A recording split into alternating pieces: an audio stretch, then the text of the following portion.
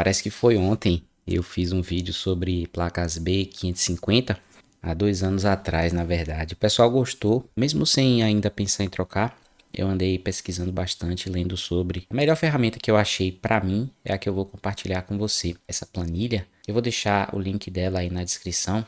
Uma planilha muito top, pessoal. Aqui embaixo você vai clicando por chipset, ó.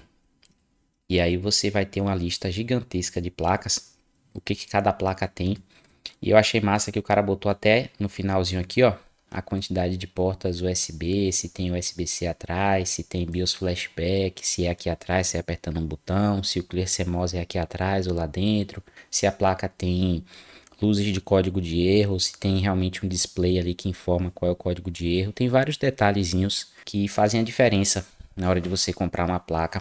Não é um vídeo voltado para dizer quais são as melhores placas, é um vídeo para você ter acesso à maior quantidade de placas no mercado em relação a todos os dados que você pode precisar na hora de escolher. O que eu vou ajudar aqui, na verdade, é te dar um pouquinho mais de bom senso em relação a quais dados você pode estar achando que são muito importantes quando na verdade não são, e quais dados de uma placa você pode estar negligenciando e eles são bem importantes. Todas as marcas têm defeitos, algumas são envolvidas inclusive recentemente ou mais anteriormente em alguns escândalos, alguns vazamentos, alguns problemas. Então não existe marca perfeita, não escolha por marca, escolha por produto específico de uma marca. A última atualização que ele fez foi dia 9 de abril, super atual a planilha dele. Primeiro de tudo, eu já quero deixar claro que eu não compraria hoje uma X670, nem pensando em upgrades futuros, nem se eu fosse botar, por exemplo, um 7950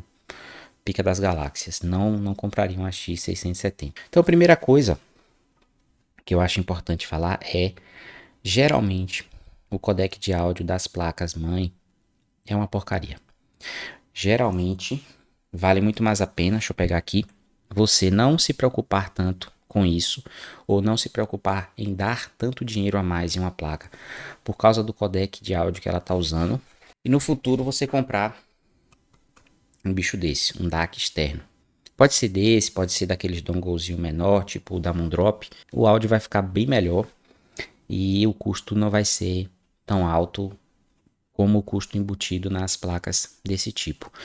Em relação a ATX sempre ser melhor que MATX, isso não é verdade, depende também da placa, não é só da marca.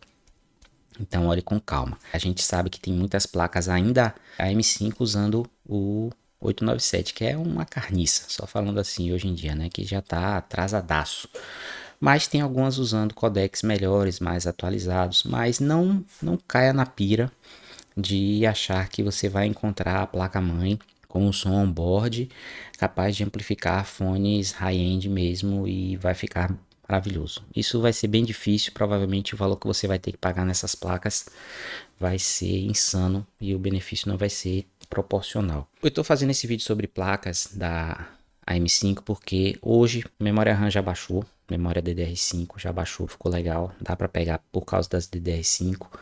Os processadores também já estão com preços muitas vezes equivalentes ou próximos ao que era a geração 5 dos Ryzen na M4, então tem processadores ali com preços muito bons. Proporcionalmente os preços não tão ruins mais como no lançamento, mas os da placa-mãe ainda eu acho que tá ruim, mas está começando a melhorar principalmente na B650, e aí aqui você vai conseguir encontrar placas melhores ou com recursos aí realmente que você quer. A gente já matou a questão do codec de áudio. Não dê tanta importância para isso. Pense mais no futuro, né? Se você também for adquirir fones melhores, bem mais trabalhosos de empurrar, aí você compra um DAC no futuro. A questão da LAN, a gente tem uma escadinha que está aqui no sobre, de modo geral, falando não só sobre a parte Wi-Fi, mas de modo geral a parte de LAN também. Intel é melhor que Realtek e é basicamente isso. Às vezes vai ter uma outra placa de rede bem específica,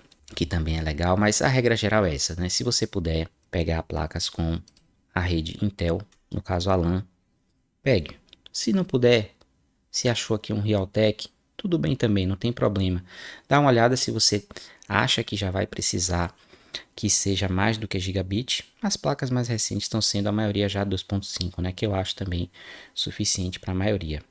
Passando aqui o mouse em cima, você consegue ver que é 2.5. As que são mais monstronas vão ter ali 10 gigabits, algumas vão ter duas portas de 10 gigabits, algumas vão ter duas de 2.5.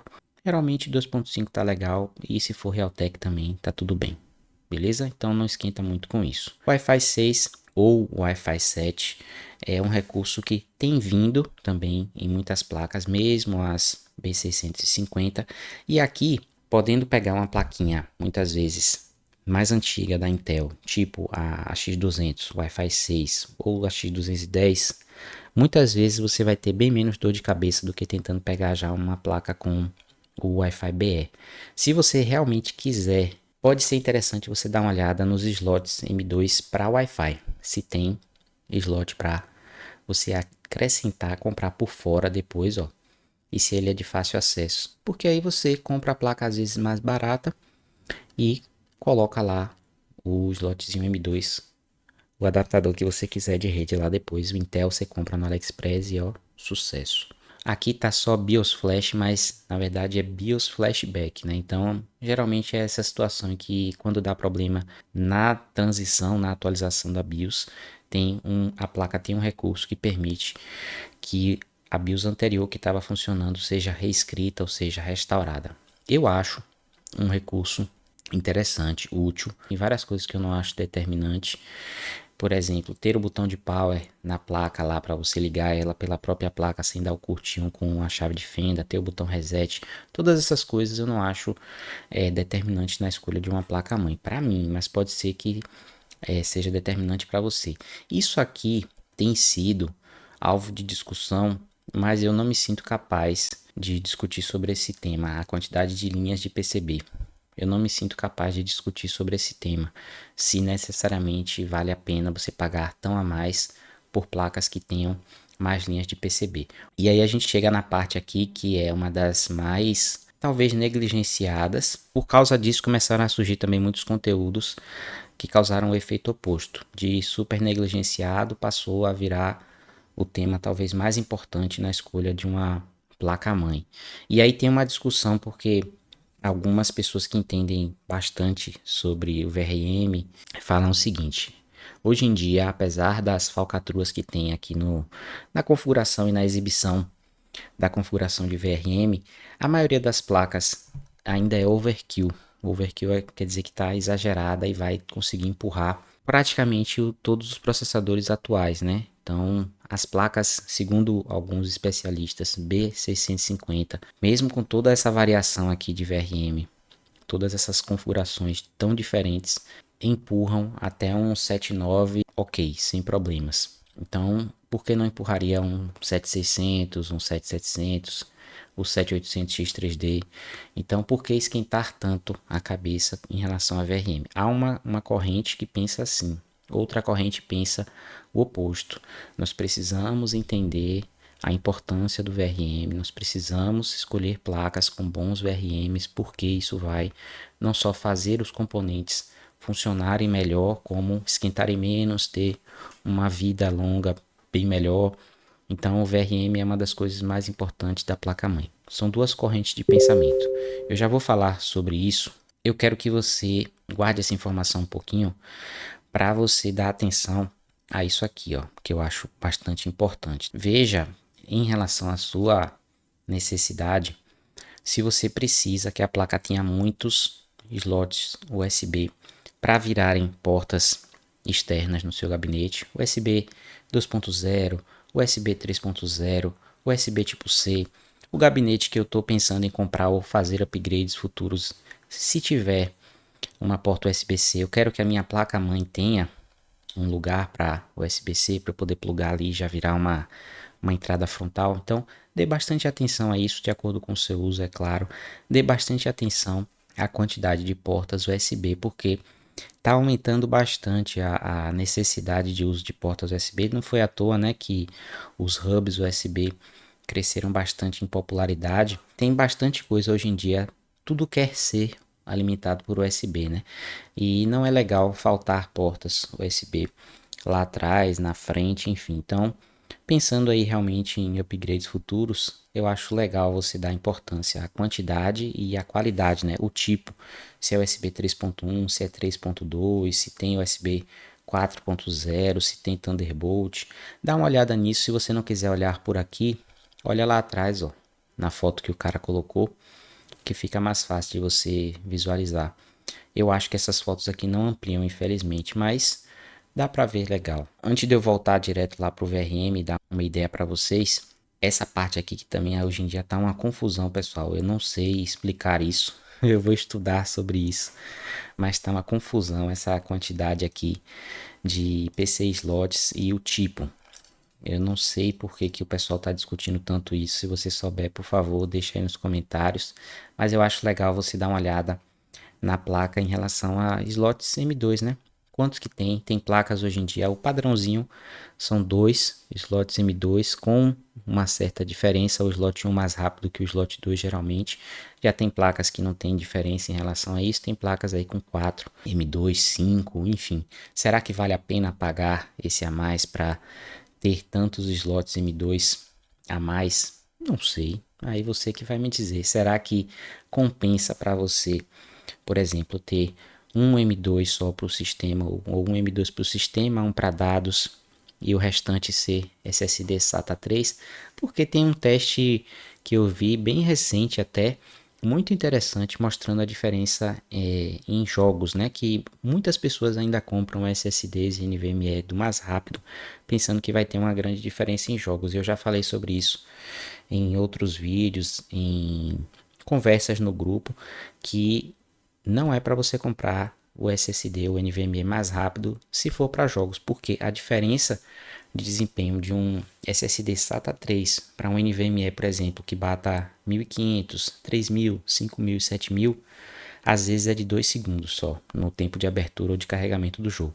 Isso vale e eu compro e trago para mostrar para vocês, não é nem porque eu recebo de nenhuma marca esse tipo de produto e quero continuar recebendo, não. Eu comprei para mim porque para mim usar um NVMe de 7000 de leitura e escrita me ajuda muito a produzir os vídeos, porque são arquivos grandes, né, que eu estou o tempo todo manipulando, cortando, às vezes acelerando a velocidade, colocando um efeito em cima dele e ao mesmo tempo arrastando daqui para lá. Então, para quem faz esse tipo de uso, o NVMe mais rápido, ó, ajuda demais, porque não dá nenhuma engasgadinha.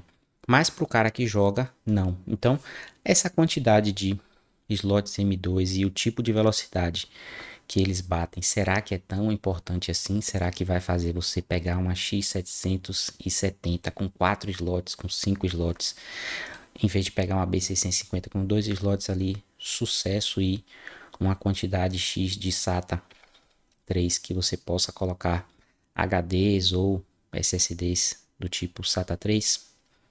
Pensa nisso que eu acho importante e muitas pessoas acabam empurrando, né?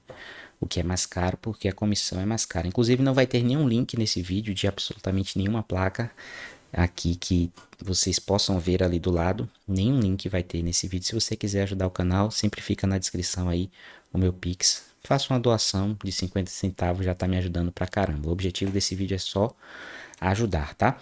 Então vamos lá. Vamos para a parte aqui que eu também quero deixar esse guia aqui para vocês, vai ficar na descrição. Dá uma lida, esse aqui já dá para usar o Google Tradutor, que é um guia sobre VRMs, o segredo para o overclock na CPU. Não estou falando e não quero que você pense no VRM para overclock.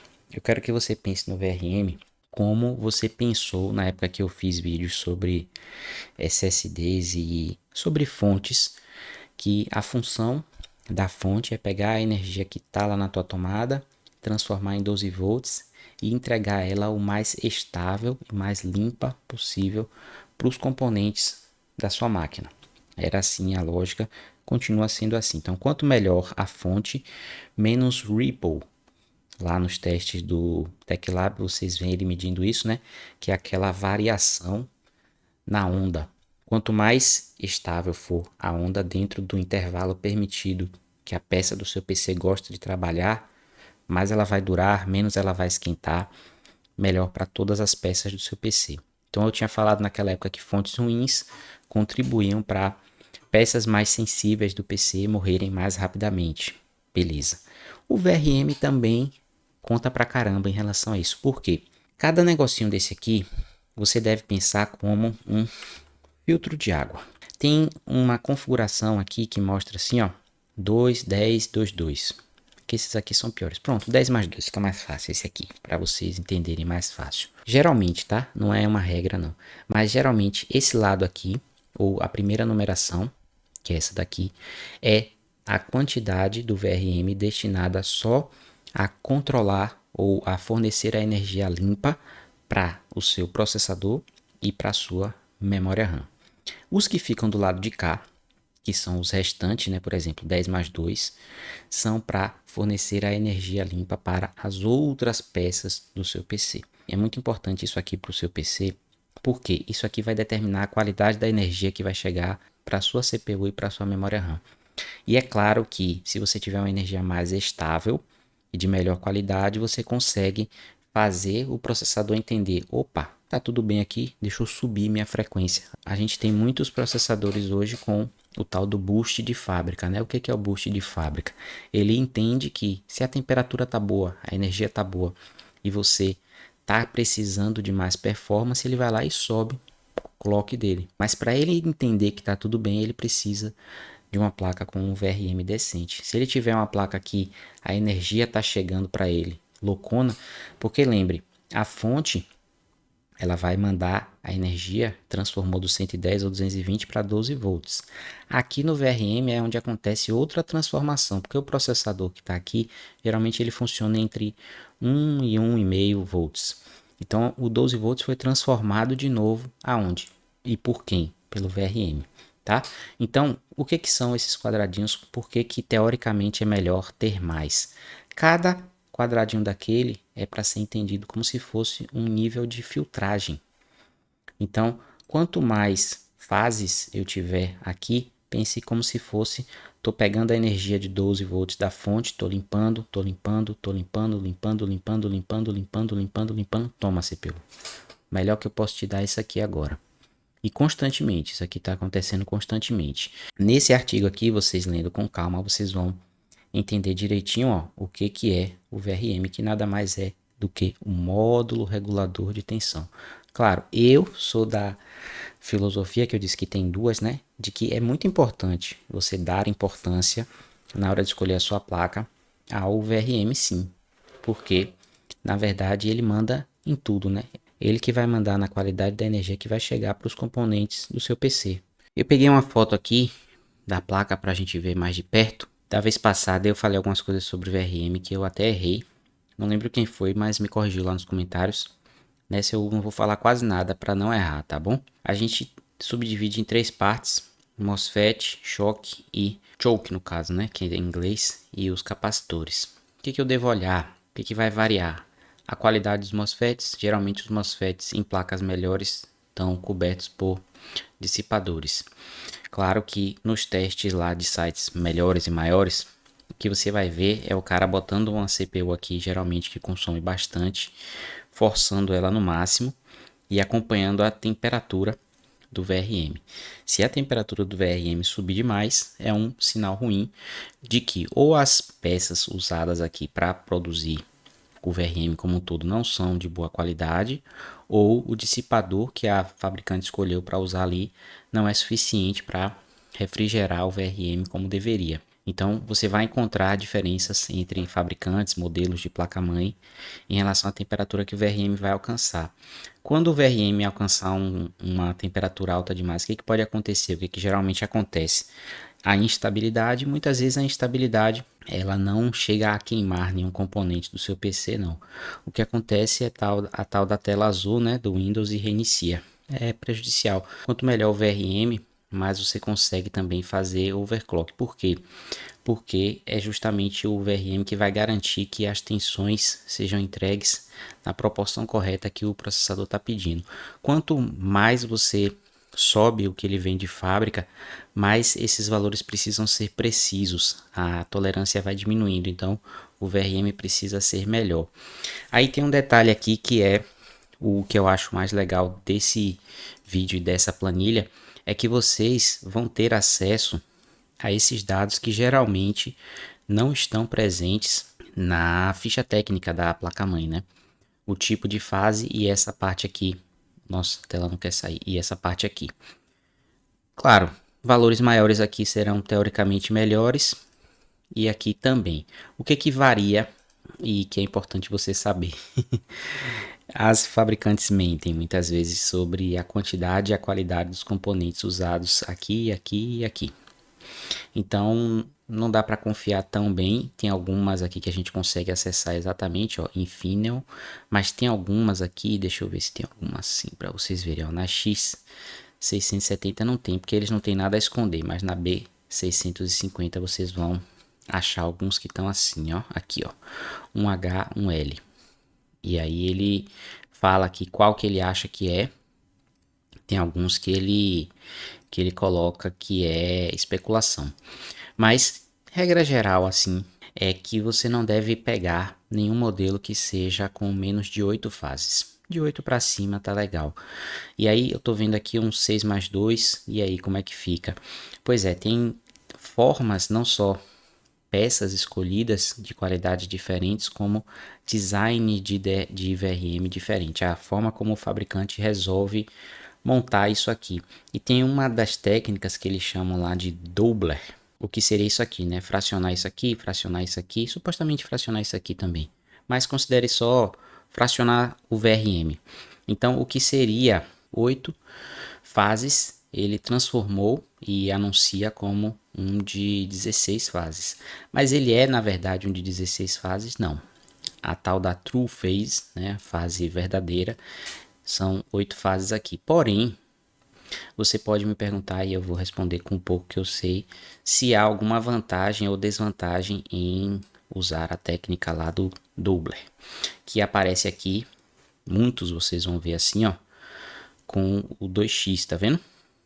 8+2 aqui, ó. Tem alguns que não aparece esse x2 no começo, é que não é doubler. Alguns desses vão aparecer até aqui na frente, deixa eu ver se tem algum assim que mostra, True Phase. Alguns aparecem. Mas assim, eu tô dando informação adicional aqui, porque o que importa para você é saber o seguinte: alguns fabricantes, isso vai depender também do fabricante, do custo, utilizam boas peças para fazer o uso da técnica do doubler. E aí não há, digamos assim, um prejuízo necessariamente em utilizar um VRM com doubler ao invés de um VRM com True Phase.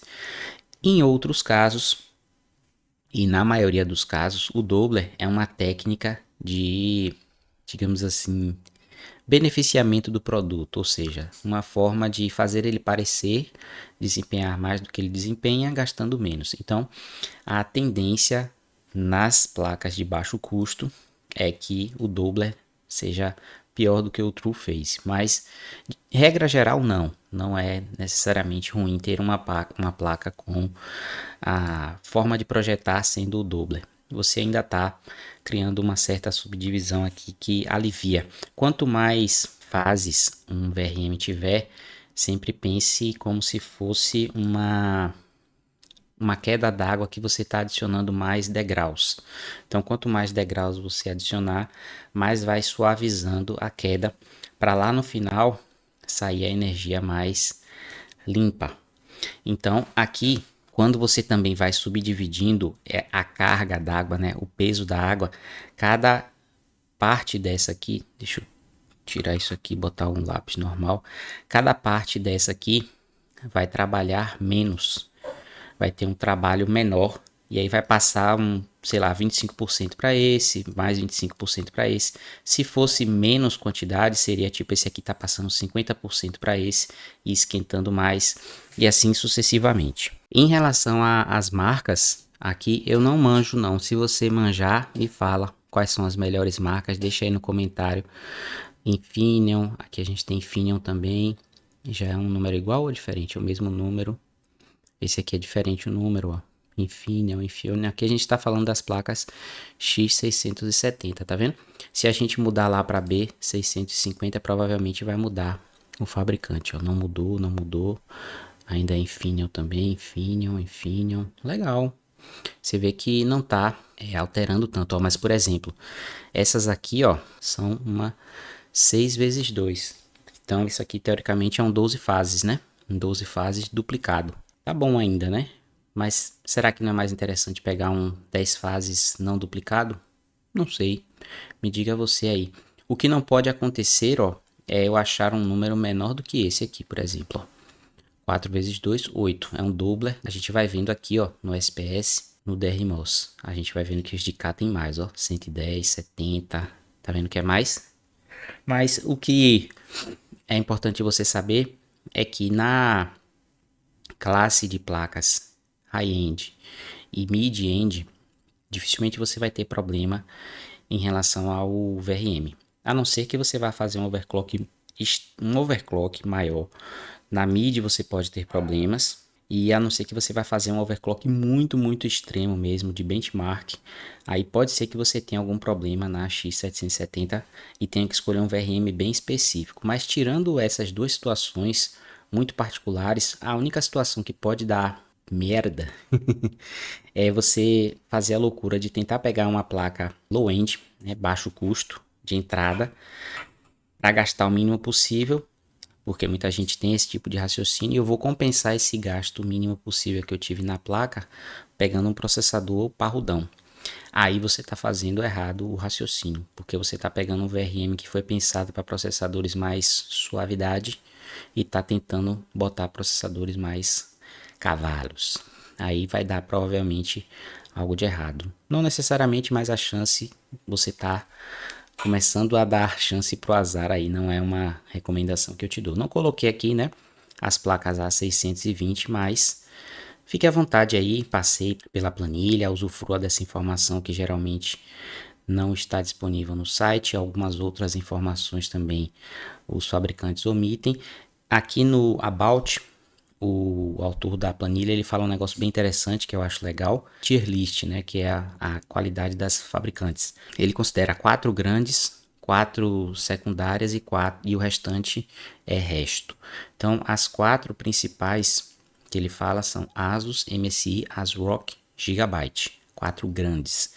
Essas placas têm formas de desenvolver o VRM às vezes diferente, assim como o PCB e assim como as linhas lá. Então, isso aí pode variar e aí você tem que achar o que é o melhor para você. Como as 4 menores, ele considera NZXT, EVGA, Colorful e Biostar. Fora essas, ele fala que são as outras. Tirando essas fabricantes e principalmente tirando as 4 grandes, a possibilidade de existir mentira nos dados existe, é grande.